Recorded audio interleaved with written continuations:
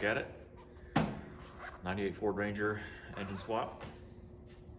Where we last left off, we got the 2000 Ford Ranger, aka Dory, engine into Nemo.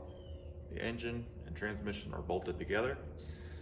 The engine and transmission are also bolted into the vehicle, and they're locked in their final resting place. So what's left? Well, basically everything. Got to get all the electrical connections put back together. We got to get all my inner fender stuff put back in. I got to put all the coolant reservoirs, all the doohickeys and everything that goes around the accessories for the engine. I got to get the pulleys and stuff put back on, power steering pump, alternator. We need a radiator, hoses, fan, clutch, intake. So I gotta tell you, it's been 3 days since I last worked on this thing, and the last time we worked on it was getting this engine into Nemo. And let me tell you, that was a long, hard day. I haven't worked that hard physically on a project in a very long time. I woke up the next morning, could hardly move. I hadn't been that sore since my high school football days. Coach would have just put me in the fourth quarter, we would have gone to state.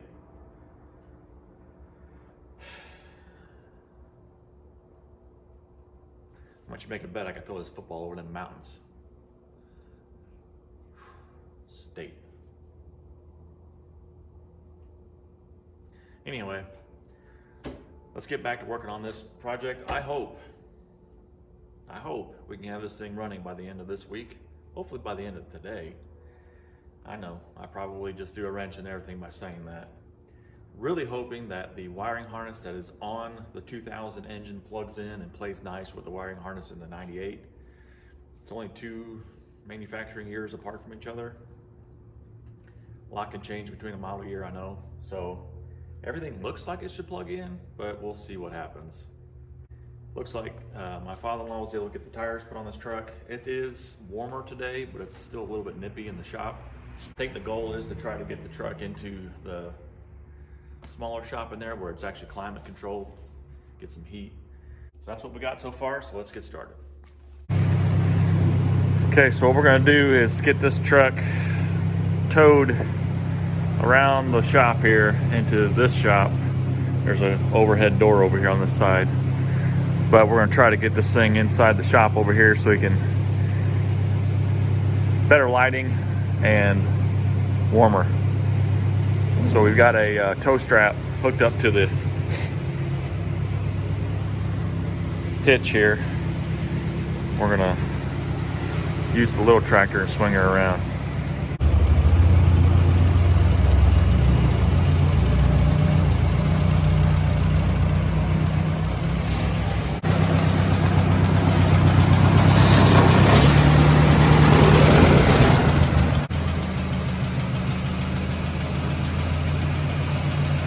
Yeah.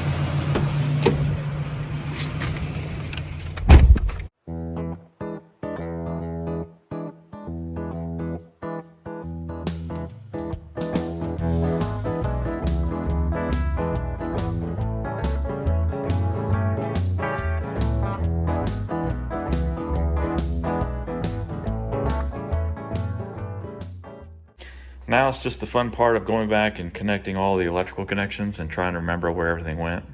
I was a dummy and didn't label anything, but I did take a lot of pictures. So I'm gonna go back through my phone here and try to see where all these lines and lines and connections and all that stuff goes. A lot of this stuff is pretty straightforward. It just kind of, the wiring loom just kind of is conformed to its location, so it just kind of bends back to where it was and you can plug it in. So that's what I'll do now, is just go through and start reconnecting everything and seeing if there's anything we forget. But for the most part, it should just go back together like the way it came apart. We'll see.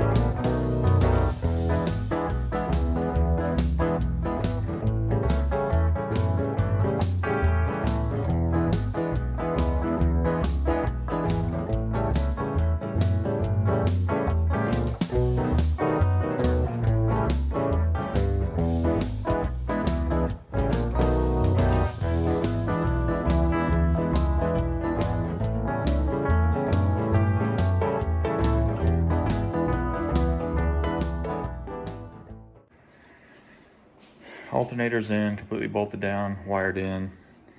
Thinking about these exhaust manifolds, and I bought some bolts for it. Went to the hardware store to try to find something with the same thread. Of course, it doesn't work. So we're trying to figure that out. Meantime, pretty much getting all the electrical connections put back together. It wasn't a whole lot of electrical connections. Just a big pack here, back of the alternator, back of the air conditioning compressor, to the little doodabby here for the air conditioning, mass airflow sensor, another sensor that goes on the intake tube, this packet for the cruise control,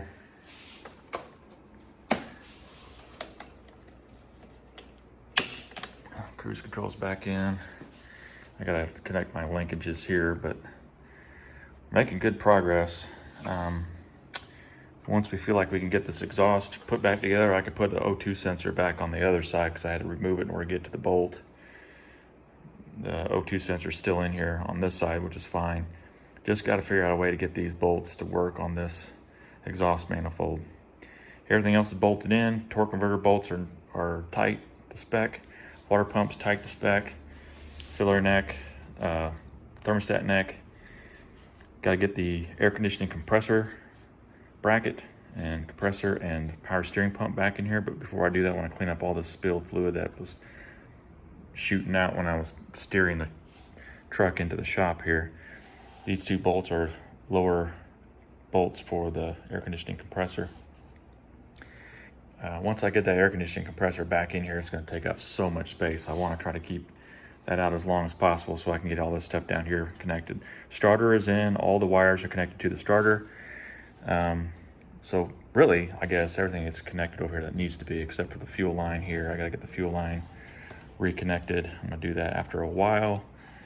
And then this little bracket will connect to a nut that goes into the air conditioner compressor bracketry. So the biggest things right now that are hanging us up are the exhaust manifold bolts. And then once we get those in, we can start putting this cooling system back together. So that's where we're at.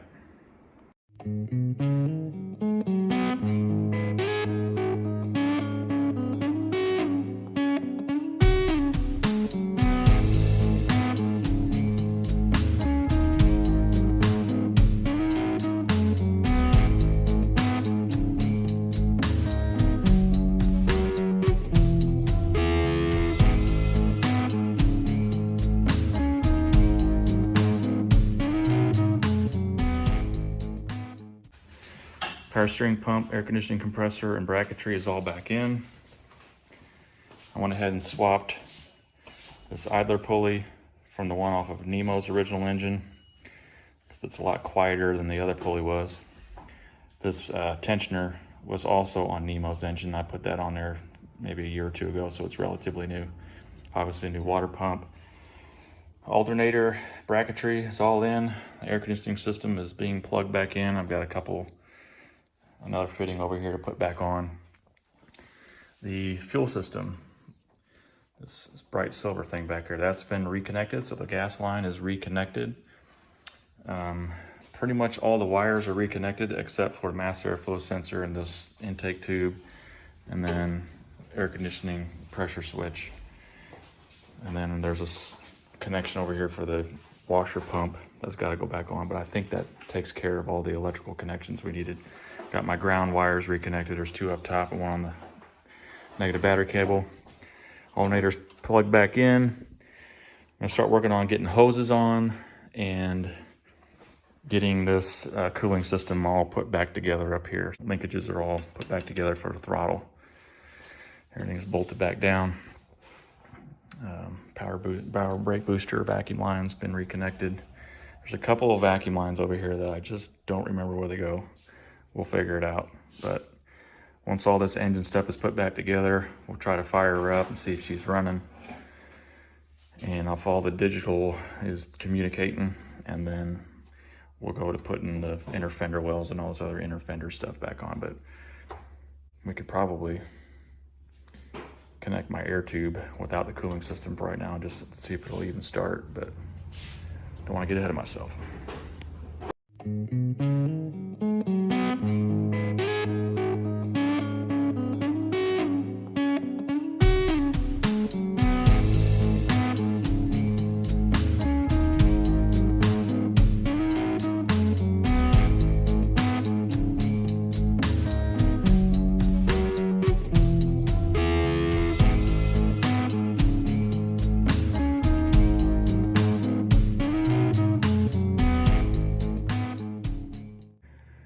Well, we're at the point where we're putting fluids in, so that's a good sign, right?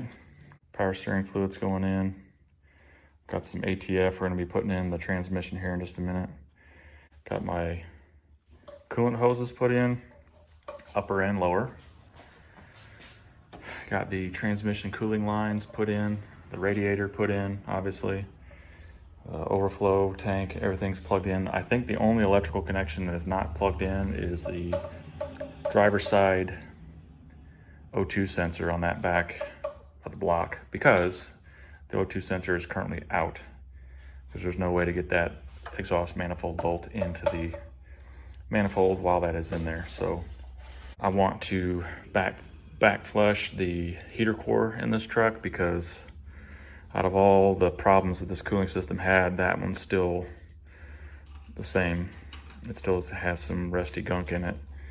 So I want to try to get as much of that out, and just it is going to be what it is. I've already replaced this heater core once, and I had to basically take the dash away from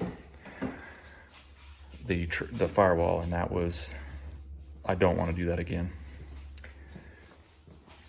So we're at a point now, I think, where we can start putting some transmission fluid in here, and then see if I can get this thing to start up.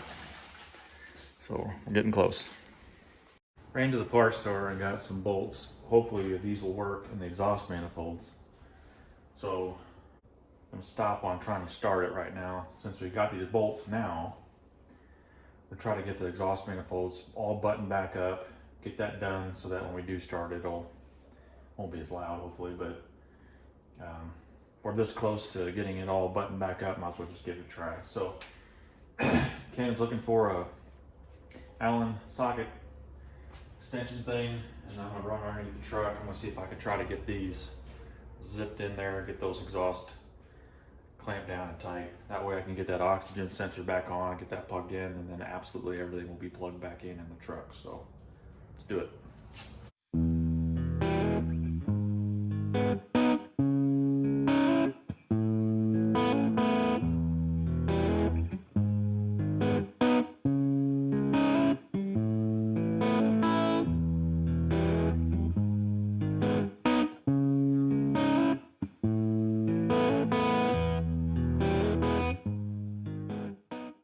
We got the exhaust manifold bolts on.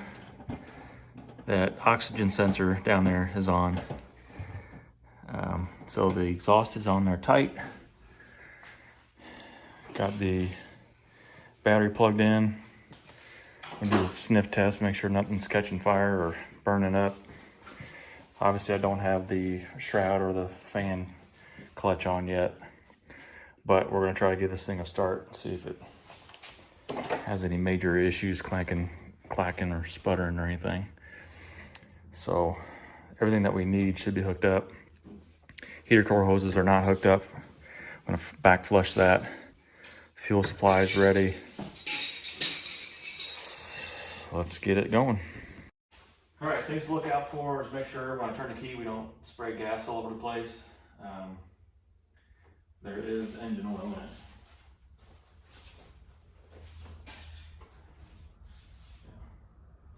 Plenty of oil in it. We put 2 quarts in the transmission. It says on a flush and refill it should do about 3 quarts. We'll check on that in a minute. There's no water in the engine at all, so we're not going to run it for very long. And we're just going to make sure we don't have any major leaks.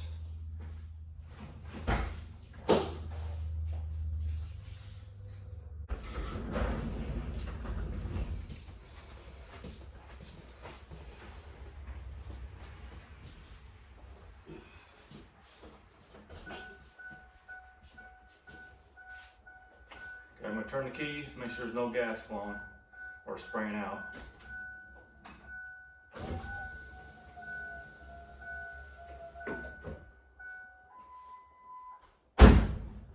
Alright, I heard the fuel pump kick on.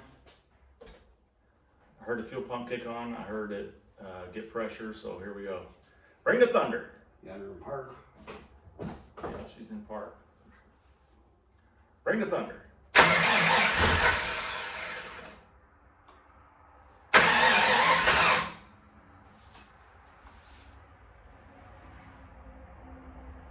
Seems a lot of smoke from somewhere. Ready?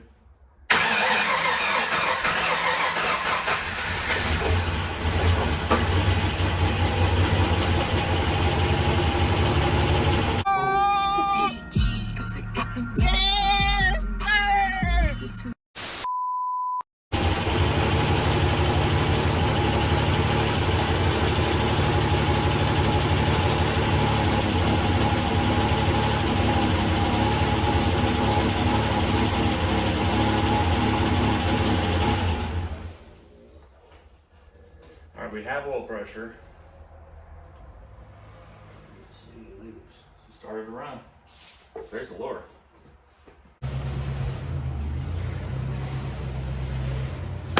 Praise the Lord. She started, she ran. That's a relief. What I'm going to do is get it out of here. We're going to hook a water hose up to the heater core, back flush that. Then put the cooling system back in 100% and let it actually start and run and see if it gets hot or anything. Certainly have to burp the system because we're going to have a lot of air introduced in the system now that we've completely voided the cooling system of coolant. So let's get her out of here and keep working.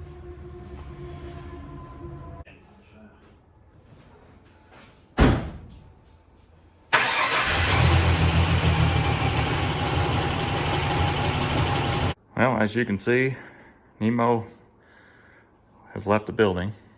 Was able to drive it out and drive it down to the house, to the water spigot to backflush the heater core.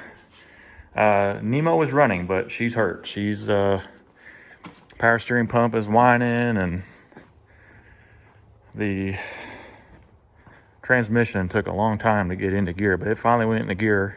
Finally got reversed, finally got drive. I'm hoping that transmission out of Dory is good. I'm really hoping it's all right. I'm just hoping that maybe it's just low on ATF and maybe needed to skip some more in there, but she's down at the house, so we're gonna try to get this heater core back flushed, get the cooling system all put back together, and then we'll keep checking on the fluids and stuff, making sure that we've got adequate transmission fluid, coolant, and all that stuff. So there's a little bit of an exhaust leak on this side. We're gonna have to deal with that. I tried very hard to get these manifold bolts up in here, so I may have to run them out, run them in, run them out, run them in, try to get those up a little better. It's got a little bit of an exhaust leak over there, so she's running. Kind of rough right now, but she's running. So I'm gonna check the ATF again and see where we're at. All right, the heater core has been back flushed. A tremendous amount of nasty, rusty looking water come out. Brown water came out. Gotta put my clamps back on there. I'm gonna start filling up the cooling system now that we got that flushed. Once we get that done, I'm gonna put my fan and stuff back on. Power steering was topped off again. It was really low, and we're just gonna keep an eye on that transmission fluid, but everything is coming back together. So let's get some coolant in here and see if we can run this for a little while and let it come to temperature, see if the thermostat opens and all that jazz.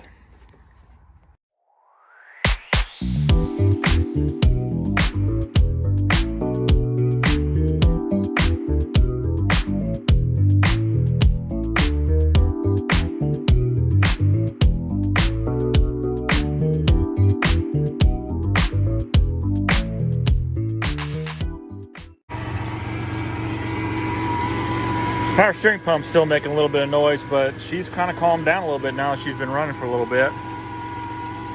Thankfully, everything is going as it should so far. Thermostat opened up, trying to burp all the air out of the system.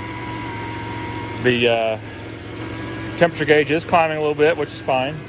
I don't have my fan on yet, so can't let her go too hot. Oil temperature's fine. Battery's charging. About out of gas, but we've got temperature gauge is fine. Still see some smoke burning off the fluids and other stuff that's been spilled all over the place. So we'll just let this sit here and eat on this coolant a little bit and top her off as needed.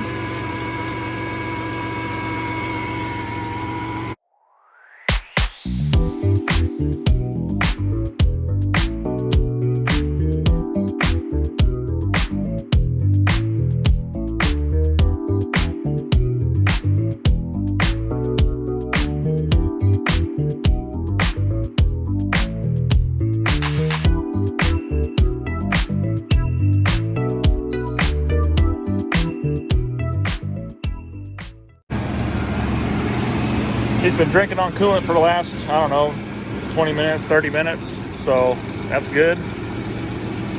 Not getting really any more bubbles out of the system.